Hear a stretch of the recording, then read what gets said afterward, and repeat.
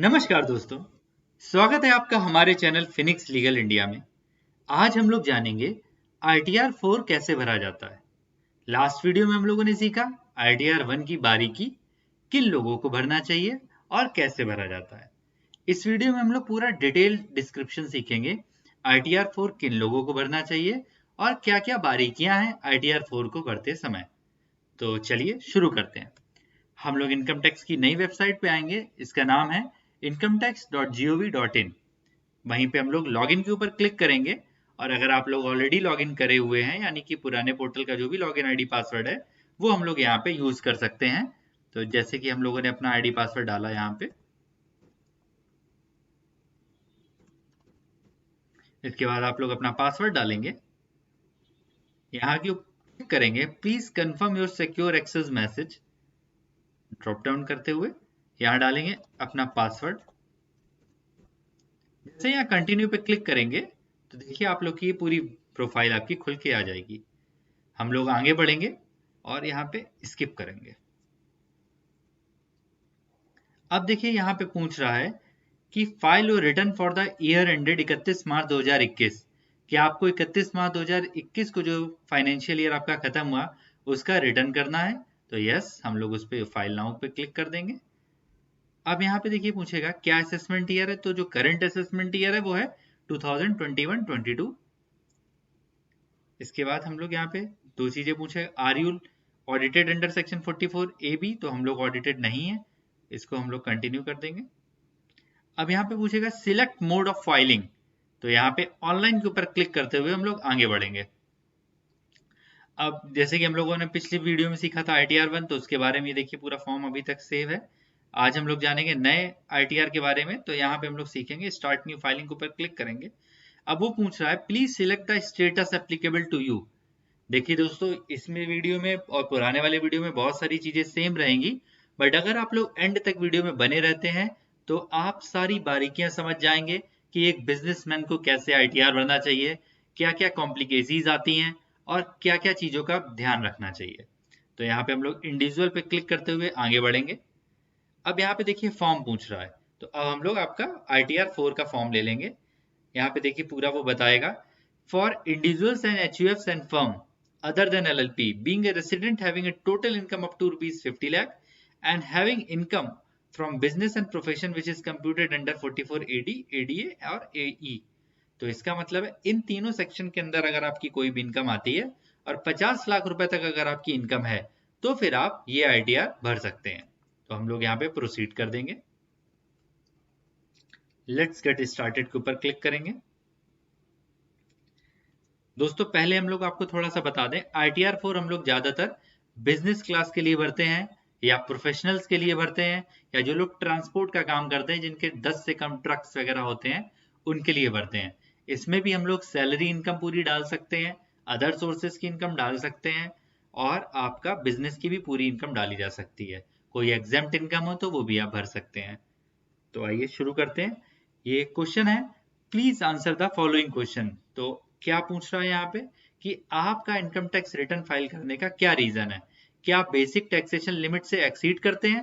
तो हम लोग यहाँ पे टिक करेंगे बेसिक टैक्सेशन लिमिट है आज की डेट में 2.5 लाख रुपीज, या फिर अगर आपने अपने किसी भी करंट अकाउंट में 1 करोड़ रुपए या उससे ज्यादा का डिपॉजिट किया है तो भी आपको आईटीआर भरना मैंडेटरी हो जाता है। आप कहीं बाहर गए हैं फॉरेन ट्रेवल करने और आपने 2 लाख रुपए से ज्यादा का फॉरेन ट्रेवल में खर्चा किया है तो भी आपको आईटीआर भरना होगा। या फिर आपने साल भर में 1 लाख रुपए से ज्यादा का इलेक्ट्रिसिटी कंजम्पशन किया है तो भी आपको ये आईटीआर भरना है। तो यहाँ पे हम लोग कंटिन्यू पे क्लिक करेंगे और आगे बढ़ेंगे। अब देखिए बता रहा है we have pre filled your return based on the information available with the income tax department. इसका मतलब है बहुत सारी जो चीजें हैं वो पोर्टल ऑटोमेटिक उठा लेगा, जैसे कि आपके फॉर्म 26A से उठा लेगा बहुत सारी चीजें। तो इन सारी चीजों का हम लोगों को ध्यान रखना है। हम लोगों का पहला जो है वो है आपकी पर्सनल इन्फॉर्मेशन। तो पर्सनल इन्फॉर्मेशन के जैसे ऊपर हम लोग क्लिक करेंगे और यहाँ पे हम लोग अपना नाम पता देखेंगे कि सारी चीजें हम लोगों की सही से दिखाई गई हैं कि नहीं दिखाई गई हैं, आपकी date of birth, email ID, phone number. अब यहाँ पे पूछेगा आपसे नेचर ऑफ एम्प्लॉयमेंट। तो नेचर ऑफ एम्प्लॉयमेंट में हम लोग, क्योंकि इस समय हम लोग जॉब कर रहे हैं, अगर हम लोग जैसे कि सैलरी की इनकम कुछ भी डालते हैं, अगर हम लोग प्राइवेट सेक्टर में चूज करेंगे तो यहाँ पे अदर डाल देंगे। ये सेक्शंस पूछेगा कि किस सेक्शन के अंदर आपको ITR भरना है। 139(1) के अंदर भरते हैं जब हम लोग आपकी ड्यू डेट से पहले फाइल करते हैं। इस समय जब हम लोग वीडियो बना रहे हैं, इस समय जो ड्यू डेट है वो है 30 सितंबर 2021, यानी कि जो लास्ट डेट आपकी ITR फाइल करने की है वो है 30 सितंबर। तो अभी भी दोस्तों प्लेंटी ऑफ टाइम है। पोर्टल धीरे धीरे से सही हो रहा है रोज की बेसिस पे, और आगे चलने के बहुत अच्छा पोर्टल ये बन जाएगा। 139(4) तब लगता है जब हमारा रिटर्न हम लोग बाद में फाइल करते हैं ड्यू डेट के। 139(5) हमारा तब लगता है जब हम लोग एक रिवाइज रिटर्न फाइल करते हैं। और 1192 भी हमारा कंडोनेशन के लिए लगता है जब हम रिटर्न फाइल करना किसी वजह से भूल जाते हैं और असेसिंग ऑफिसर के पास जाते हैं, उससे कहते हैं कि आप हमारे रिटर्न के लिए अप्रूवल दे दीजिए। तो जब वो ऑर्डर इशू करता है कि हाँ आप कंडोनेशन ऑफ डिले का रिटर्न फाइल कर सकते हैं, तब हम लोग 1192B में रिटर्न फाइल करते हैं। या फिर हमारा रिटर्न किसी नोटिस के लिए अंडर में जा रहा हो तो इन सेक्शंस में हमको चुनना होगा। फिलहाल अभी हम लोग बिफोर रिटर्न फाइल कर रहे हैं, इसलिए इसको चूज करते हुए आगे बढ़ेंगे। अब यहाँ पे पूछ रहा है are you opting for new tax regime.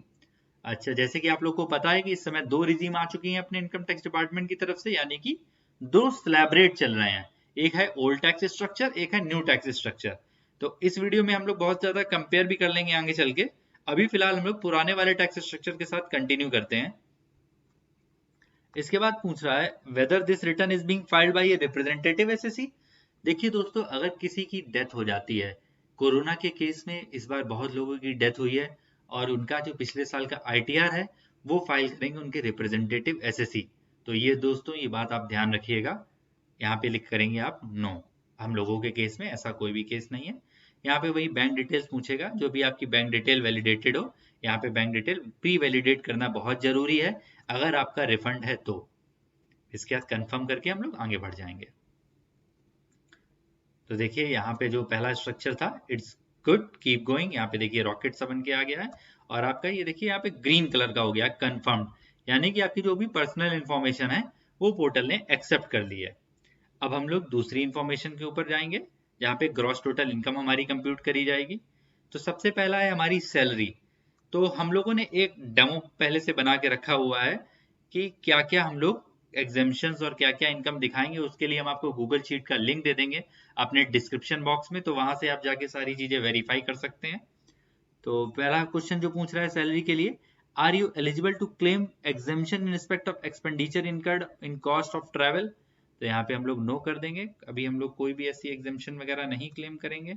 यहाँ पे बहुत सारी अलाउंस के लिए पूछ रहा है कि आपको कोई अलाउंस मिलती है, children education allowance, hostel allowance. तो यहाँ पे हम लोग एक बार यस कर देते हैं। तो यहाँ पे आपको अमाउंट डालना पड़ेगा, जैसे कि चिल्ड्रन एजुकेशन अलाउंस हम लोग यहाँ पे डाल देते हैं 2400 रुपीज। दूसरा क्वेश्चन पूछ रहा है यहाँ पे हाउस रेंट अलाउंस के बारे में। तो हम लोगों की जो डमी हम लोगों ने डेटा लिया है उसमें हमारा हाउस रेंट अलाउंस है 1,20,000 रुपए का। तो यहाँ पे हम लोग डालेंगे कि हम लोग को हाउस रेंट अलाउंस मिलता है 1,20,000 रुपए का। फिर देखिए तीसरा क्वेश्चन है are you eligible to claim exemption in respect of leave travel allowances. तो LTA भी हम लोगों का है, LTA का हम लोगों को पैसा मिला है 25,000 रुपए। यहाँ पे हम लोग LTA भी भर देंगे 25,000 रुपीज। इसके बाद हम लोग आगे बढ़ेंगे, are you eligible to claim any other exemption from the salary. यहाँ पे नो करेंगे और इसको कंटिन्यू करते हुए आगे बढ़ जाएंगे। जैसे ही हम लोग आगे बढ़ेंगे तो ये देखिए पूरी वेरीफाई और इनकम सोर्स डिटेल पे आ जाएंगे।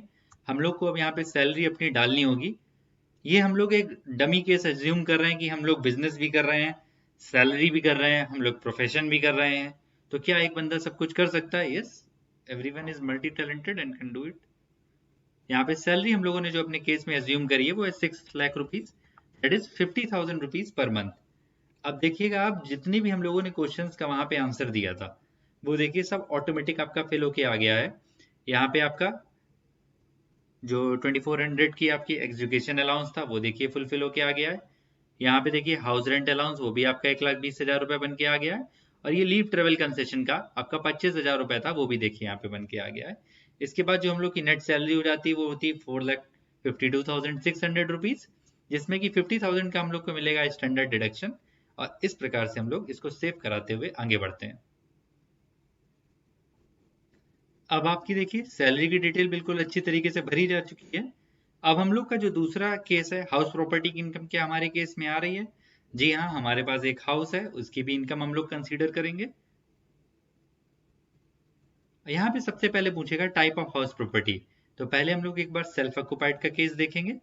अगर प्रॉपर्टी हम लोग जिसमें घर में रहते हैं, सेल्फ ऑक्युपाइड का मतलब उसी को हम लोग अगर रेंट पे चढ़ाते हैं, मतलब उसको उसके ऊपर हम लोग इंटरेस्ट देते हैं अपनी बोरोड कैपिटल पे, तो उसका क्या केस होगा, ये चीज यहाँ पे है। तो अगर हम लोगों ने सपोज उस हाउस प्रॉपर्टी के बनाने के लिए हम लोगों ने कुछ लोन लिया हुआ है, तो यहाँ पे हम लोग देखेंगे अपने डमी एग्जाम्पल में, जो सेल्फ ऑक्युपाइड है उसमें म्यूनिसिपल टैक्स 5000 है और इंटरेस्ट ऑन लोन है 2 लाख रुपीज। तो यहाँ पे हम लोग जो 2 लाख रुपीज की जो डिडक्शन है वो हम लोग पूरी क्लेम करेंगे, जितने अमाउंट पे हम लोगों ने लोन लिया है। यहाँ पे देखिए दूसरा केस पूछ रहा है क्या एनुअल रेंट आपको रिसीव हुआ है कुछ पिछले साल का इस साल, तो अपने केस में ऐसा कुछ भी नहीं है, अगर है तो भी आप 30% लेस करके यहाँ पे डाल सकते हैं। अगर हम लोग इसको ऐड कर देंगे तो ये चीज हमारी ऊपर रिफ्लेक्ट करने लगेगी, 2 लाख रुपए का और एक एक्स्ट्रा डिडक्शन मिलेगा सेक्शन 24B के अंतर्गत। तो इस तरीके से हम लोगों ने ये पहला केस कवर किया हाउस प्रॉपर्टी का। अब दूसरा केस हम लोग कवर करेंगे जो कि है लेट आउट का। तो यहाँ पे हम लोग एडिट के ऊपर क्लिक करेंगे, पोर्टल थोड़ा सा स्लो है इस समय। यहाँ पे हम लोग अब यहाँ पे लेट आउट करेंगे प्रॉपर्टी को। अब यहाँ पे जो भी आपके पास टोटल साल भर में रेंट रिसीव हुआ है उसकी डिटेल डालेंगे। हमारे केस में है रेंट 2,40,000 रुपए, तो जो भी हमको रेंट मिला है यहाँ पे डालेंगे 2,40,000 रुपीज। कुछ अगर आपने टैक्सेस यहाँ पे किसी अथॉरिटी को दिए हैं, अपने केस में नहीं है, तो वो भी हम लोग डाल सकते हैं। जितना भी हम लोग को रेंट मिला उसका 30% स्टैंडर्ड डिडक्शन होता है, वो देखिए ऑटोमेटिकली लेस हो गया। अगर यहाँ पे हम लोगों ने कुछ इंटरेस्ट ऑन बोरोड कैपिटल ली हुई है, जैसे कि जो अपना सेल्फ ऑक्युपाइड का केस होता है उसमें 2 लाख रुपए तक का आपका डिडक्शन होता है। इसमें अगर आप कुछ भी, अगर सपोज आप 5 लाख रुपए का भी इंटरेस्ट देते हैं तो वो भी आप पूरा ही इसमें क्लेम कर सकते हैं। तो यहाँ पे हम लोग लिखेंगे 2,10,000 रुपए। अब यहाँ पे भी है कि अगर आपके पास पिछली बार कोई रेंट रिसीव मिला हो इस बार, तो वो आप डाल सकते हैं। इसको हम लोग ऐड करते हुए आगे बढ़ेंगे। अब देखिए आप, हम लोगों की हाउस प्रॉपर्टी की जो इनकम है वो -42,000 आ चुकी है। अब हम लोग बिजनेस प्रोफेशन की डिटेल डालेंगे। तो अपनी दो डिटेल यहाँ पे कंप्लीट हो चुकी है, एक तो सैलरी की और दूसरी है हाउस प्रॉपर्टी की। बिजनेस में देखिए अब आपको यहाँ पे सबसे पहले अपने बिजनेस का नाम डालना होगा, नेम ऑफ द बिजनेस। तो यहाँ पे आप डाल देंगे राहुल इंटरप्राइजेस, या जो भी आपने एक डमी डेटा लिया हो।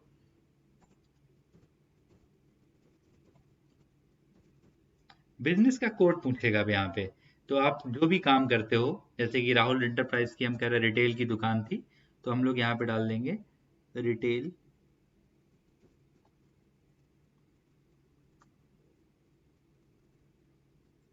Cell of textile April footwear, इसमें हम लोग डाल देते हैं और डिस्क्रिप्शन में डाल देते हैं फिर से कि रिटेल ट्रेड ऑफ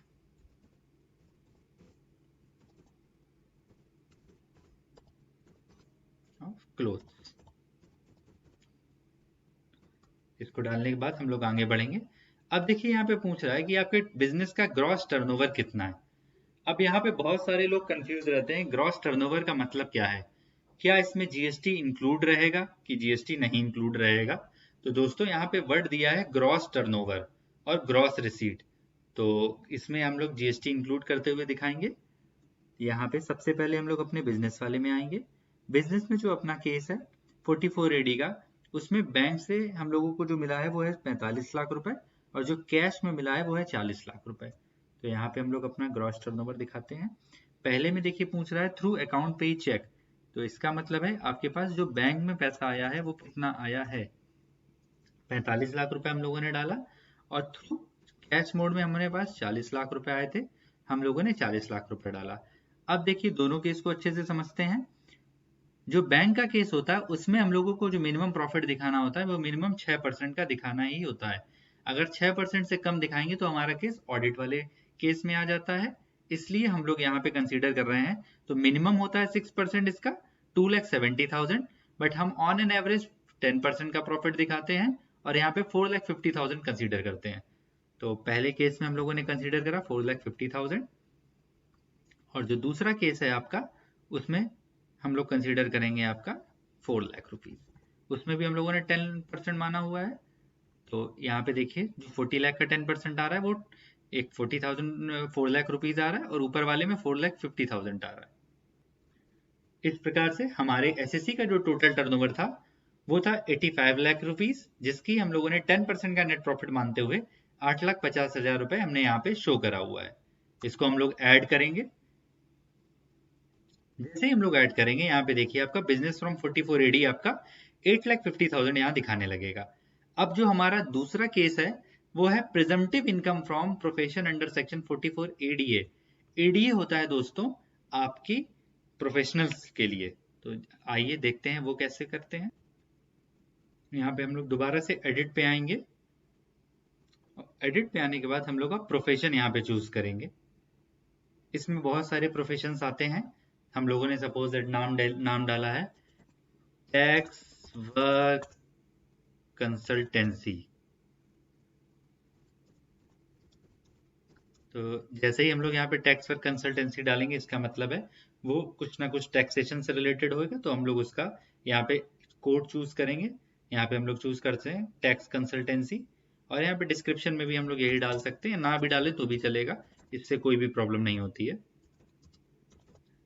और यहाँ पे हम लोग सेव के ऊपर क्लिक करेंगे। जैसे हम लोग सेव के ऊपर क्लिक करेंगे यहाँ पे हम लोग को दिखाएगा ग्रॉस रिसीट।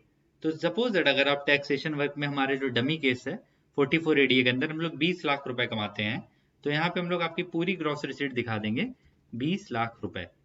अब यहाँ पे जो 44 एडीए हमारा कहता है कि आपकी जो भी इनकम होनी चाहिए वो 50% से ज्यादा की होनी चाहिए।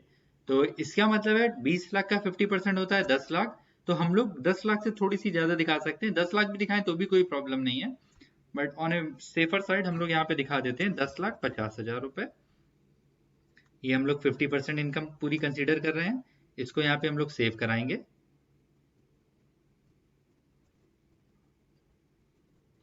इस प्रकार से दोस्तों देखिए ये आपका 44 एडी वाला दिखाने लगा है यहाँ पे।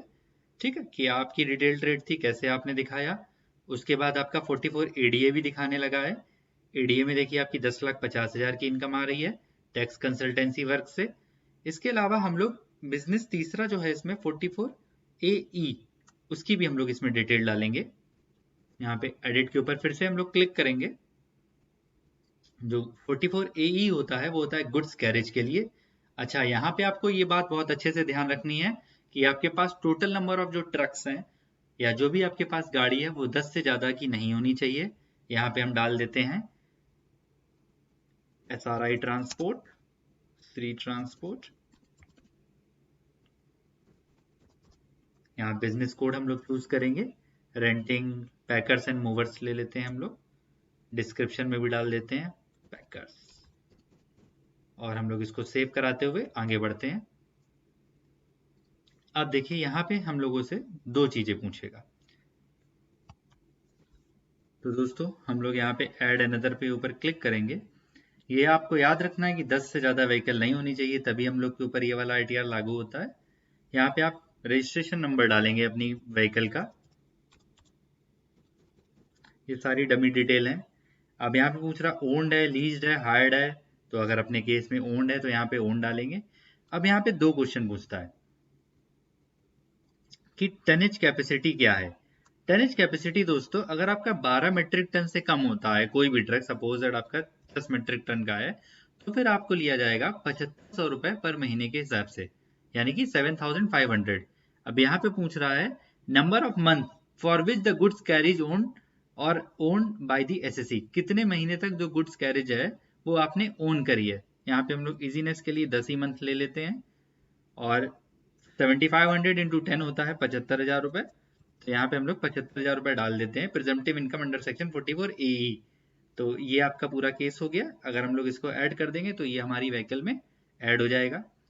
एक और दूसरा एग्जांपल लेते हैं समझने के लिए कि सपोज दैट अगर आपका जो गुड्स कैरेज है वो आपका 15 मीट्रिक टन का है, 14 मीट्रिक टन का है, तो उस केस में क्या होगा। यहाँ पे हम लोग आपका एक दूसरा यहाँ पे ऐड करेंगे ट्रक, जिसका भी हम लोग को व्हीकल नंबर डालना होगा, कुछ भी हम लोग डाल देते हैं।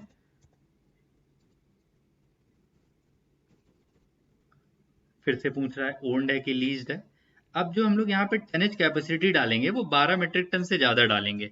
सपोज दैट हम लोग 15 डालते हैं और यहाँ पे कितने महीने के लिए यूज किया, तो इजीनेस के लिए हम लोग इसको 10 चूज कर लेते हैं कि 10 महीने हमने यूज करा। आप लोग 12 भी चूज कर सकते हो, उसमें मल्टीप्लीकेशन करना पड़ेगा। तो यानी कि यहाँ पे हो गया आपका 15 मेट्रिक टन का। तो इसमें एक फॉर्मूला लगता है 1000 रुपीज पर मंथ पर मेट्रिक टन। तो यानी कि एक महीने का हो गया आपका 15,000 रुपए, आपको मिनिमम इसमें दिखाना ही है। तो हमारा होएगा 15,000 इंटू 10, तो ये हो गया आपका 1.5 लाख रुपए, यानी कि 1.5 लाख रुपीज। इसको हम लोग यहाँ पे ऐड कर देते हैं। तो ये बिल्कुल सही इन्फॉर्मेशन आपकी ऐड हुई है। यहाँ पे देखिए, यहाँ पे आपके दोनों ट्रक आपके दिखाने लगे हैं। एक आपका हो गया 12 मेट्रिक टन से कम वाला, उसमें 7500 का फॉर्मूला लगता है। और जो 12 मेट्रिक टन से ज्यादा वाला है, उसमें जो फॉर्मूला लगता है 1000 पर मंथ के हिसाब से पर टनेज। तो यानी कि 15 मेट्रिक टन का है तो 15,000 इंटू 10, क्योंकि हम लोगों ने अपने केस में 10 महीने तक वो ट्रक यूज में लिया था। तो ये हमारा हो गया है, इसको हम लोग सेव करा देते हैं। हम लोगों ने यहाँ पे तीनों एग्जाम्पल देख लिए हैं। पहला बिजनेस का, जो कि रिटेल ट्रेड से हम लोग बिजनेस कर रहे थे। दूसरा प्रोफेशनल का, जिसमें कि हम लोग टैक्स की कंसल्टेंसी दे रहे थे। तीसरा कि हमारे पास एक दो ट्रक भी हैं। तो हम लोगों ने तीनों एग्जाम्पल देख लिए हैं यहाँ। तो इस प्रकार से देखिए, यहाँ पे आपकी पूरी टोटल इनकम आ गई है 8.5 लाख रुपए आपकी 44 एडी में। 44 एडीए में जो टैक्स कंसल्टेंसी का था 10.5 लाख रुपए। 44 एई में 2,25,000 रुपए, जो कि हमारे पास दो ट्रक्स थे।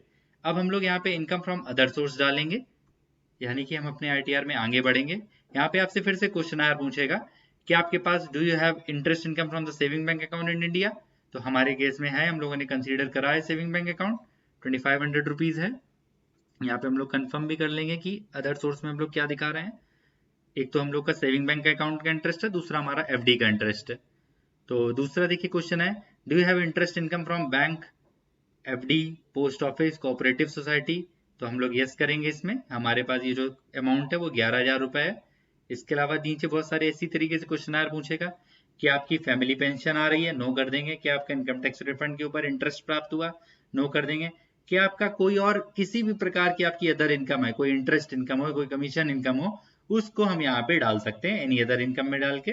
हम लोग आपके केस में ऐसा नहीं, हम लोग के केस में डिविडेंड इनकम है। डिविडेंड इनकम को हम लोग कंसीडर करेंगे। तो अब देखिए, इसमें डिविडेंड इनकम की अलग अलग डेट के हिसाब से पूछ रहा है। ऐसा इसलिए क्योंकि उसको एडवांस टैक्स कैलकुलेट करना है। तो हमारे केस में जो डिविडेंड इनकम है 10,000 हम लोग को मिला है 4 अप्रैल को। तो सबसे पहले अप टू 15 जून यहाँ पे हम लोग डाल देंगे 10,000 रुपए। फिर हम लोग को जो दूसरा डिविडेंड मिला है 21,000 रुपए का 25 मार्च को। तो जो सबसे लास्ट वाला है यहाँ पे 25 मार्च आएगा, यहाँ पे हम लोग 21,000 रुपए डाल देंगे। तो ये अपना टोटल 31,000 रुपया हो जाएगा। इस तरीके से हम लोगों का ये कॉलम भी भर गया। तो दोस्तों यहाँ पे देखिए, डिविडेंड इनकम आपकी 31,000 पूरी आ रही है। इंटरेस्ट इनकम आपका 2500 आ रहा है, और इंटरेस्ट फ्रॉम एफडी आपका 11,000 रुपये आ रहा है। टोटल आपकी 44,500, और आपकी ग्रॉस टोटल इनकम को आपको फिर से वेरीफाई करना है, 25,30,000 रुपये आपकी हो चुकी है। इसको हम लोग कंफर्म करते हुए आगे बढ़ेंगे। अब हम लोग नेक्स्ट स्टेप पे आ गए हैं। देखिए यहाँ पे इट्स गुड कीप गोइंग दिखाने लगा है, रॉकेट आपका बन के आ रहा है। अब हम लोग का डिस्क्लोजर्स एंड एग्जेम्प्ट इनकम। तो इसमें सबसे पहले हम लोग आगे बढ़ेंगे। डिस्क्लोजर का मतलब होता है कि आपसे कुछ इन्फॉर्मेशन स्पेशली मांगी जा रही है। ये मैंडेटरी डिटेल है, बैलेंस शीट का पार्ट होता है। तो इसमें जो जो मैंडेटरी डिटेल है वो सारी चीजें हम लोग भरेंगे। जैसे कि आपके पूछे जा रहे हैं सन्ड्री क्रेडिटर, तो आपके सारे बिजनेसेस के मिला के आपके सन्ड्री क्रेडिटर आपको भरने हैं। जो भी आपके केस में लाई कर रहे होंगे, आपको एक बैलेंस शीट टाइप की बनानी है। इन्वेंट्रीज, इन्वेंट्रीज का मतलब होता है आपके पास रफली एक स्टॉक का एस्टिमेशन क्या है, कि जो आप कपड़े की दुकान 44 एडी में है तो आपका स्टॉक क्या है। मैंने माना कि 25 लाख रुपए का हमारे पास स्टॉक रहता है। जो डेटर मतलब जिनसे हमको पैसा लेना रहता है, वो 10 लाख के हमारे पास खड़े रहते हैं। और कैश इन हैंड मतलब हमारे पास 31 मार्च 2021 को कितना कैश इन हैंड था, मोटा मोटा हमने मान लिया आपके पास 55,000 रुपए का कैश इन हैंड था। तो ये सारी चीजें हम लोग देखते हुए आगे बढ़ेंगे। इसको हम लोग ऐड करा देंगे। इसमें बैलेंस शीट को मैच नहीं कराना होता है, बस आपको जो पर्टिकुलर जो मैंडेटरी इन्फॉर्मेशन है वो आपको भरनी है। देखिए पूरी बैलेंस शीट की तरीके आ गया। दोनों साइड मैच नहीं कर रहे हैं, उससे कोई फर्क नहीं पड़ता है। अब इसके बाद देखिए यहाँ पे पूछ रहा है information regarding turnover gross receipts reported for GST. अच्छा दोस्तों, इस बार से 26 ईयर्स में आपकी सारी जीएसटी की इन्फॉर्मेशन दिखने लगी है। तो हम लोग यहाँ पे जीएसटी नंबर डालेंगे अपना 09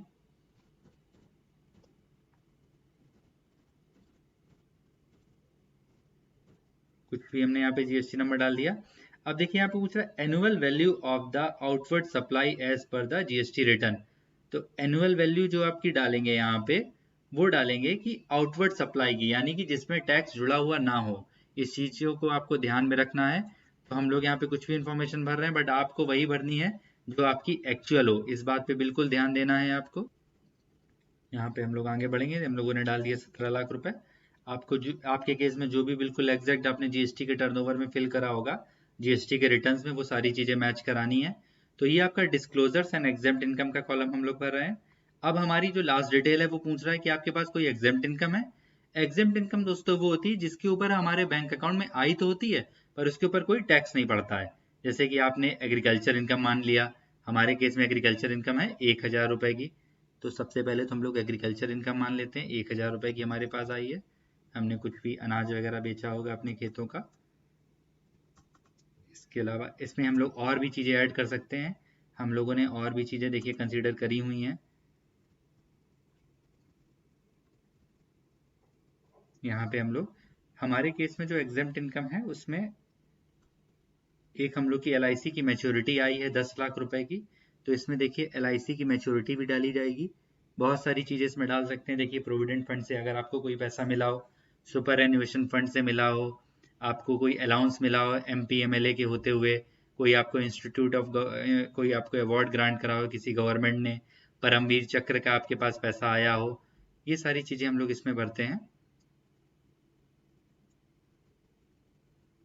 ये देखिए 10(10)D में हम लोग डालते हैं जो भी आपकी LIC मैच्योरिटी वगैरह आती है। हमारे केस में हमको 10 लाख रुपए हमारी कोई पुरानी LIC रही होगी जो मैच्योर कर गई होगी, ये हम लोगों ने यहाँ पे डाला और उसको आगे बढ़ाया। यहाँ पे कंफर्म के ऊपर क्लिक कर देंगे। जो भी आपने डिस्क्लोजर और एग्जेम्प्ट इनकम बताया है, ये देखिए यहाँ पे रॉकेट आपका चेंज हो गया, यू आर ऑलमोस्ट देयर के ऊपर क्लिक कर दिया इसने। अब हम लोग के पास जो बचा हुआ है वो डिडक्शंस का पार्ट बचा हुआ है। डिडक्शन भी हम लोग जल्दी से देख लेते हैं। देखिए आपको सबसे पहले पूछ रहा है are you eligible to claim deduction for the donation paid. क्या आपने कोई डोनेशन पे करी है किसी को भी? तो यहाँ पे हम लोग नो करेंगे। इस समय सब लोग बहुत सारी डोनेशन पे करते हैं कोरोना के लिए, PM केयर्स फंड में वो सारी डोनेशन यहीं पे डाली जाएगी। 80GG के लिए अगर आपके पास कोई रेंट है, अगर आप 1030 नहीं ले रहे हैं, हाउस रेंट अलाउंस का नहीं डायरेक्शन क्लेम कर रहे हैं, तो यहाँ पे डाल सकते हैं। हमारे केस में नो है।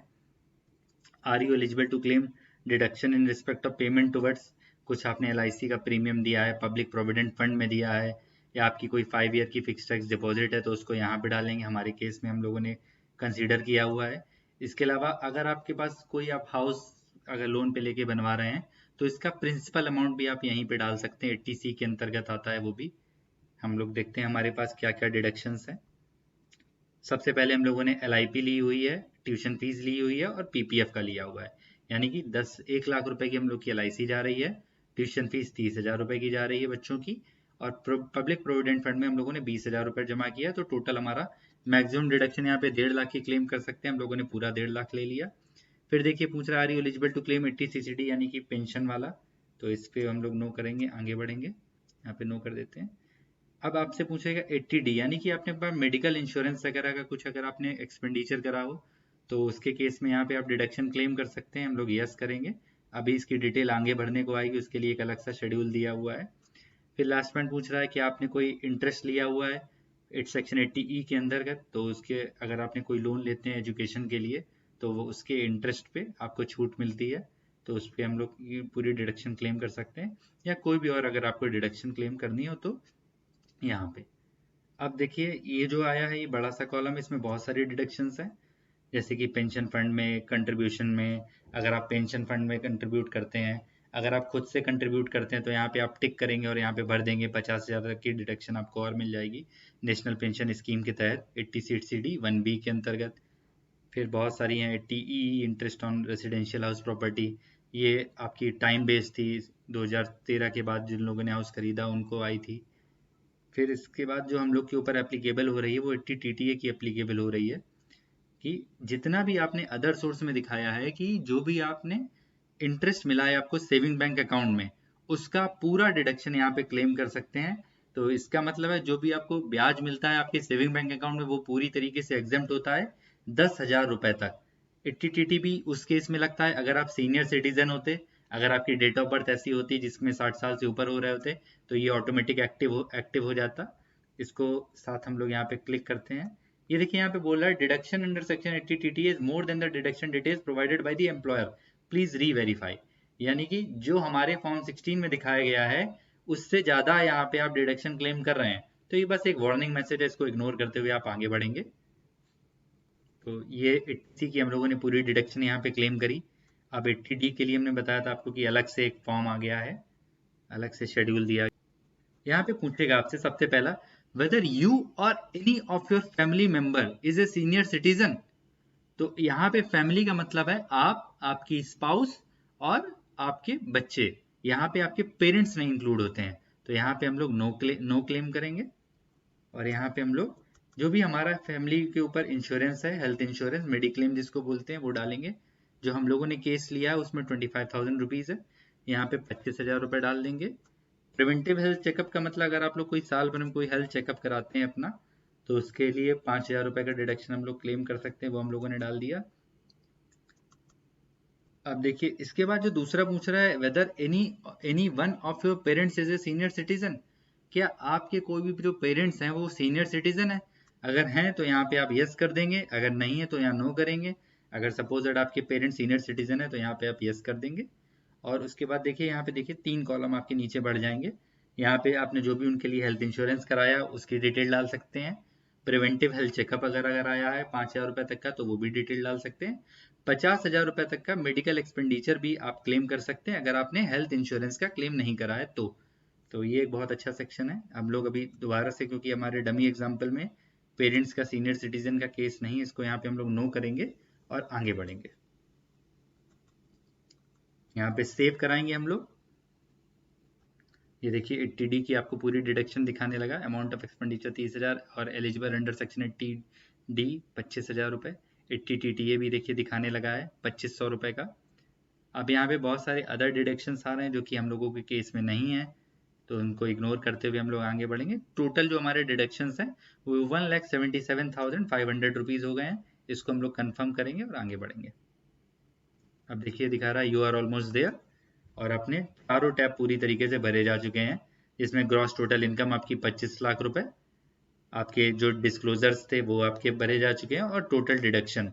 अब आपसे देखिए यहाँ पे पूछ रहा है कि आपके का कोई टैक्स पेमेंट करा है, यानी कि जो भी आपका TDS हो, एडवांस टैक्स हो, या फिर आपका सेल्फ असेसमेंट टैक्स, कुछ भी अगर आप लोगों ने करा है तो उसकी डिटेल हम लोग यहाँ पे देंगे।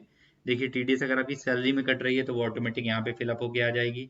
26 ईयर्स का फॉर्म भी यहाँ से देख सकते हैं, अभी ये चीज़ एक्टिव नहीं है, आने वाले समय में एक्टिव हो जाएगी। यहाँ पे आप कोई भी अदर सोर्सेज से अगर आपका सैलरी के अलावा कोई TDS कट रहा है वो यहाँ पे आने लगेगा। TCS आपका आने लगेगा, advance tax, self assessment tax, ये सारी चीज़ें आपको यहाँ पे शो करने के लगेंगी जो भी है।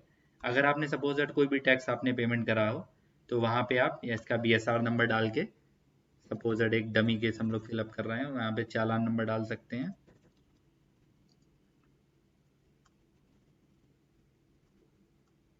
यहाँ पे चालान की डेट।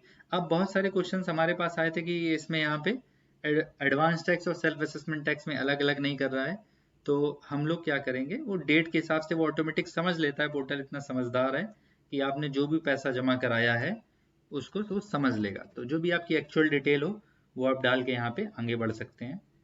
हम लोगों ने कुछ ज़्यादा ही डाल दिया है लग रहा, तो अपने केस में रिफंड आने लगेगा। ये टोटल टैक्सेस पेड 50 लाख रुपए, 5 लाख रुपए डालना था। चलिए कोई इस बात नहीं, हमारा डमी एग्जाम्पल है। तो इस तरीके से जो हमारी जो टैक्स लाइबिलिटी आ रही है वो है 5,39,389। तो इसको एक बार हम लोग पूरा कंप्यूट करेंगे। यहाँ पे कंप्यूटेशन ऑफ इनकम आपका दिखाएगा। तो बहुत ही इजी तरीके से इन लोगों ने पूरी तरीके से समझा दिया है कि कैसे आपकी इनकम डिटरमाइन हो रही है। देखिए टोटल इनकम आपकी बनी 25,30,100 रुपए, जिसमें से आपका जो टोटल डिडक्शन हो गया वो हो गया आपका 1,77,000 रुपए, और जो टोटल इनकम आपकी आ रही है वो 30,52,000 रुपए, जिसमें जो आपका टैक्स पड़ा वो इस प्रकार से 5,18,000 का आपका टैक्स बना, और रिबेट आपको कोई नहीं मिलेगी क्योंकि आपकी इनकम 5 लाख रुपए से ज्यादा हो चुकी है। आप सारी चीजें देखेंगे, हेल्थ एंड एजुकेशन सेस आपका जो पड़ रहा है 4%, 20,000 रुपए आ रहा है। रिलीफ अंडर सेक्शन 89 होता है जब आपको कोई एरियर का पैसा मिलता है। एरियर का मतलब पुरानी सैलरी जब आपको कभी अगले साल में मिलेगी तो यहाँ पे आपको रिलीफ अंडर सेक्शन 89 क्लेम करना होता है। तो टोटल हमारी जो आ रही है वो आ रही है 539011। अब देखिए यहाँ पे आपका अगर कोई इंटरेस्ट वगैरह लगा होगा तो वो भी आपका दिखा देगा।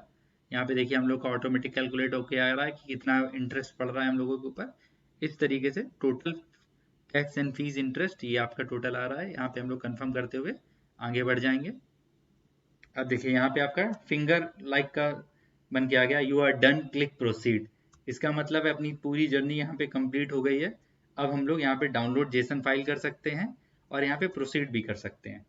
तो हम लोग यहाँ पे प्रोसीड करेंगे क्योंकि हम लोगों ने अपने केस में टैक्स बहुत ज़्यादा जमा कर दिया था 50 लाख रुपए का डमी एग्जाम्पल में, इसलिए यहाँ पे रिफंड दिखाने लगा। ये देखिए आपकी पूरी कैसे इन्होंने इनकम कैलकुलेट करी, पूरा दिखा रहा है कैसे रिफंड अमाउंट है। यहाँ पे आपको पूरा रिटर्न जो है प्रीव्यू के फॉर्म में आपको मिल जाएगा, जो कि लास्ट टाइम नहीं मिलता था, जब आप भर देते तो उसके बाद ही मिलता था। यहाँ पे हम लोग यहाँ पे टिक करेंगे और कंफर्म कर देंगे नीचे, प्रोसीड टू प्रीव्यू। देखिए ये जो इन्फॉर्मेशन है ये इस बार पहली बार शो हो रही है, क्योंकि भरने के पहले आप पूरा जो फॉर्म है वो पूरा देख सकते हैं, हर एक चीज़ को समझ सकते हैं, कोई चीज़ की गलती तो नहीं है यहाँ पे। देखिए अपने केस में बहुत सारी फिगर्स देखिए भरी हुई आ रही हैं आपके केस में, जो जो चीज़ें आपके ऊपर एप्लीकेबल हो इसमें से आप लोगों ने कोशिश करी आपको कि सारे एग्जाम्पल हम लोग लेके चलें अपने, जो भी हम लोगों ने डमी एग्जाम्पल बनाया है। तो उस तरीके से इसमें ज़्यादातर चीज़ें भरी हुई आ रही हैं आपके में, जो जो चीज़ें भरी हों बहुत ध्यान से आप ITR भरिएगा, बहुत इंपॉर्टेंट चीज़ होती है। कोई भी गलती करने की मत कोशिश करिएगा, किसी भी चीज़ की प्रॉब्लम हो तो पूछ लीजिएगा, पर इसमें गलती नहीं होना चाहिए। आप री-वेरीफाई करें 1 से 2 बार, उसके बाद ही फाइनल सबमिट के ऊपर क्लिक करें। यहाँ से आप डाउनलोड भी कर सकते हैं, इसका प्रिंट भी निकाल सकते हैं। ये नीचे पूरी डिटेल दी हुई होती है। Proceed to validation. जब हम लोग प्रोसीड टू वैलिडेशन के ऊपर क्लिक करते हैं तो यहाँ पे हमसे देखिए इसमें दिखाया वैलिडेशन एरर। तो हमने यहाँ पे जो वैलिडेशन एरर है वो मोबाइल नंबर 2 नहीं क्लिक करा है, तो जैसे हम इसके ऊपर क्लिक करेंगे तो ये हम लोग को यहाँ पे लेके आ जाएगा। तो हम लोग को यहाँ पे मोबाइल नंबर 2 डाल देना है बस, और कुछ भी नहीं करना है, बाकी सारी चीज़ें सही हैं। कुछ भी आप यहाँ पे मोबाइल नंबर डाल सकते हैं।